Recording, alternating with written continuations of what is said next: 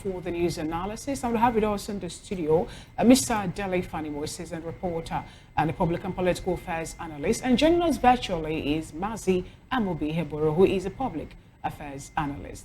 Good afternoon, Mr. Dele Fanimo. Good afternoon, Fina and David. Good to have you join today's media news. Good afternoon, Mazi Amobi Heboro, if you can hear me. Yeah, good afternoon. Thank you very much for having me. Good to have you join today's conversation. Let's start off with Mr. Dele Fanimo.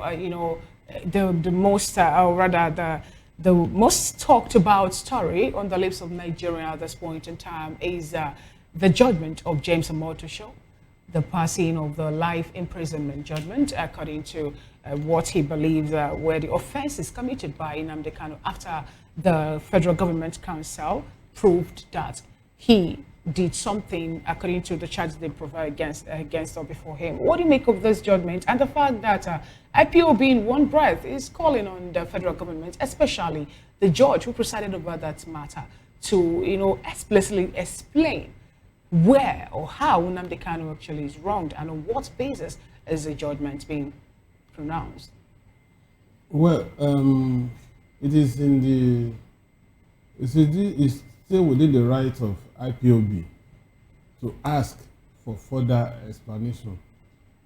And unfortunately, it still has those lawyers as consultant lawyers. And because he has those lawyers as consultant lawyers, they will be in a position to interpret some of those areas that are gray to the man himself and to IPOB. Now, this judgment has been passed. Whatever comment that anybody may have is not going to change the position of this judgment. Okay. It is what should happen post this judgment that should be of major concern. It's just like if perhaps they want to impeach the president or a governor and you are out in the street debating the propriety or otherwise of impeaching a governor of a state or a president, it's an exercise in futility. Because no matter what you say, once these people converge in the chambers, whatever they do is binding. Now, that judgment has gone. And the next thing to do to save Nnamdi Kanu is to go on appeal. All right, then. And there is a 90-day window. And I'm also happy that Ejimako has said that they are going on appeal. So it is the responsibility of the lawyers, while filing their grounds of appeal, to pick holes in that judgment and then do a response to that judgment at the Court of Appeal to avail the convict. So whatever anybody is saying outside of this, the other option that is left as we speak now is for people of good conscience to rally round the convict and seek political solution, which has always been my position right from the last 1.5 or 2 years. Seek political conviction and, of course, a conversation, particularly on this same issue. And then let me also add this. Yes. You see, all these ones that senators are gathered, House of Rep members are gathered, it's not going to work. That's not the approach. The approach is to have audience with whoever matters. So and in this case, without media attention, without calling various media organizations to come and do, those ones are political gimmicks, so that you can see my face that look, I am contesting senatorial seats. Now I am in support of Kanu. So Kanu, please vote for me in Abia. That's not the political solution I'm talking about. Let me give you an example. When Igboho had problems with Buhari, when he escaped and he was apprehended in the Republic, some notable leaders were visiting him. When they wanted to rendition him, some people went to Republic of Benin, spoke with the president, but it was not in the media. They got a good lawyer for him, and as they say, the rest is history. It's away from this. I want to be seen as part of those people that are, so that I will gain political capital from it. That's not the political solution I'm talking about. All right then. Let's get the view of Mazi Amobi in this particular same conversation. Mazi, again, it's neither here nor there, because yes, political solution is what almost everybody is asking for at this point. First, what's your position with the judgment made yesterday as concerning the case of Mazi Nnamdi Kanu, plus the fact that presently almost everybody, in fact, his lawyers have said, look, we would be appealing that judgment, but some of the persons have said we would want to implore the president to get a political solution in all of this. What's your position basically with all of this conversation?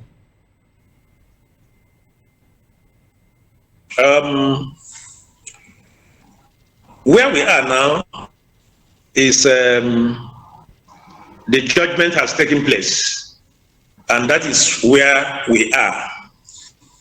Nnamdi Kanu has been sentenced to life imprisonment. That is not more the most important thing for now. The most important thing for now is reactions. What I will call post-judgment reactions that should concern Nigerians for now. Nnamdi Kanu himself, alluded to the fact that there is a grand plan to jail him. He alluded to the fact in the courts. So I do not think that it is a surprise for him that this judgment has come. But for me, the most important thing is, after this judgment, what next? You read in the news that there is unusual police presence or security agency presence in Umuahia. The Abia State Government House. Yeah. In the government house. So what it says, what it means is that the government is also anticipating, some violence, pockets of violence here and there. And that is what I'm saying. The post-judgment era is more important now. And I also agree with the legal team that they're going to appeal. They have a 90 days window to appeal. And I do not also know whether Nnamdi Kanu will try to defend himself in the appeal court, or the legal team will now take over. All these things are at the point of conjecture for now. People have talked about political solution. I think it is the way to go. Now that he has been sentenced, because before now, people were saying, no, you can't just withdraw the case. He has not been sentenced. They want the case to come to finality with the Federal High Court, and then the government will come up with a solution to this impasse. I think the time has come for government to take up the gauntlet and try to douse the tension in the southeast and perhaps in Nigeria. With the multifarious security situations we have in this country, adding the Nnamdi Kanu's angle to it, to my mind, it's already anticipating the insecurity problem in this country. So I think the government should, as a matter of urgency, look at the political temperature of this nation and begin to do things that can douse that temperature. It is opposite. It is the way to go. Let us not talk about, a kind of big man attitude to whatever I have, what it takes to, do and undo. The country is in a fragile state. I can agree with the multifarious problems we have in this country. Nigeria is tipping towards a failed state with all these things that are happening. the Kwara kidnapping, the KB own. We also learned that there was one in Niger State and all that, and what is going on in the Northeast. So the nation is grappling with a whole lot. So those things that we can do without detention, we should do them quickly. Now, that is my take. I'm still going to stay with you. How much of an impact is that decision by the Federal High Court yesterday on the part of the judgment? How much of an impact would that decision have on not only the Southeast, but the judiciary in total? Because there has been concerns about the fact that, yes, irregularities as concerning what part of the law that judgment was premised on, which again, the lawyers of Nnamdi Kanu said, we will be going to court to appeal that decision. What impact, how much of an impact would that judgment really have on the Southeast? Of course, you know for a fact that there's always have been this sit-at-home order that have almost become normal almost every Monday in the Southeast. Yeah, that is why what I'm saying. Well, that is why I'm very concerned about post-judgment era. I know what I'm saying. And the post-judgment, how do we manage the post-judgment era? This is the big problem. It is one thing to give a judgment. It is yet another thing to look at, this thing just came about 24 hours ago or thereabouts. And then the whole thing has assumed very dangerously an ethnic dimension. You saw the lawyer talking about because Nnamdi Kanu is an Igbo, that's why he's being treated the way he's being treated. Or in other areas, the bandits or the terrorists are being, they come for marriage ceremonies, they dine with the powers that be, and with their AK-47 hungo all over themselves, and nothing happens. But this man, has not been able to establish that he killed one person.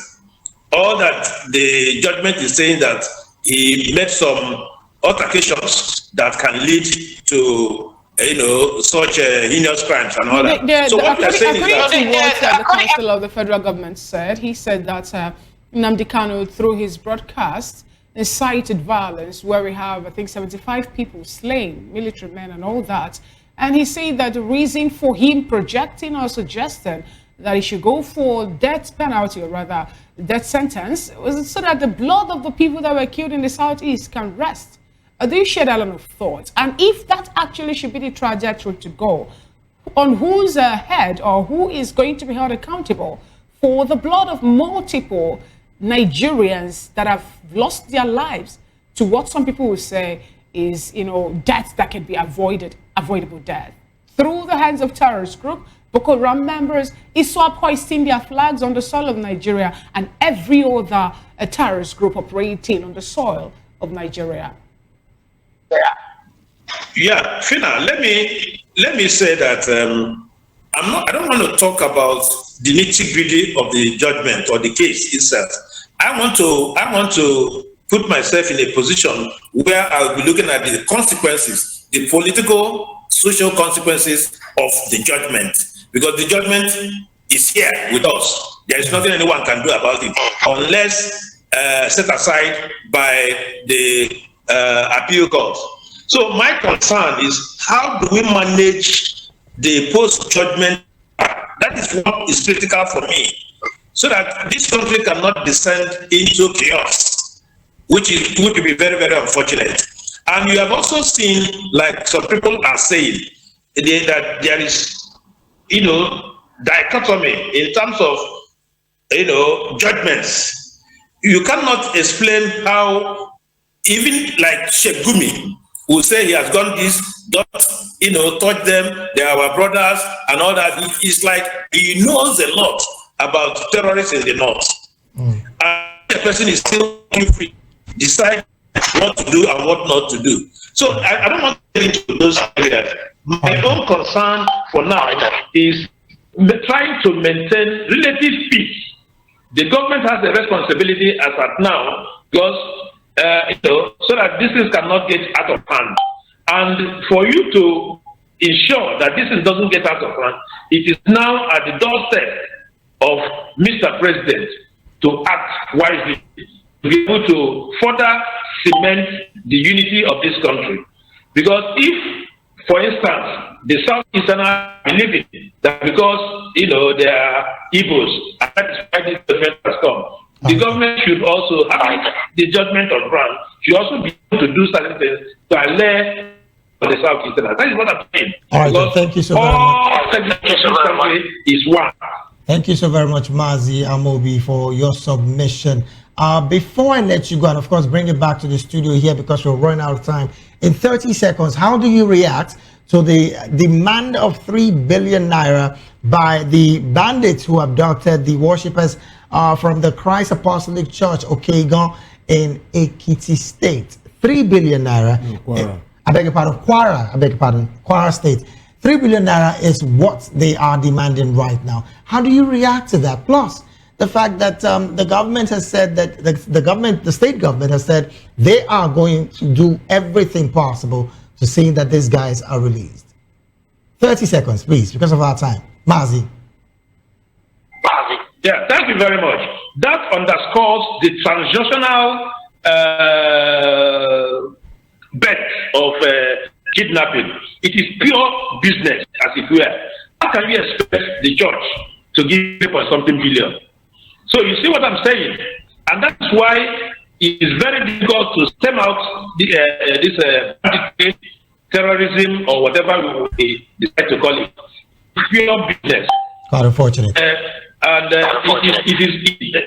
it has pecuniary connotation, it will be very difficult to handle. That's why any person at the time of affair should have the political will to weld the big stick, no matter whose source is God. During Jonathan, he said some of these sponsors of Boko Haram are within my government. Well, people were laughing. We were making a jest of himself. I mean, people were making a jest of Jonathan. But now what is happening? Is it correct to say that some of the sponsors are also in this administration? The president should have a lot of information, enormous information to handle. Thank you so very much. Thank you very much. Thank you so very much. Let's bring it back to the studio. Mr. Fanimo, 100 million naira per person as ransom, going to the tune of about 33 billion naira. You are fully aware of the situation that did happen in Owo, the church in Owo. How do you react to this kind of conversation? Plus, the fact that this is becoming one too many. I mean, just yesterday, Naija State is also experiencing the same thing.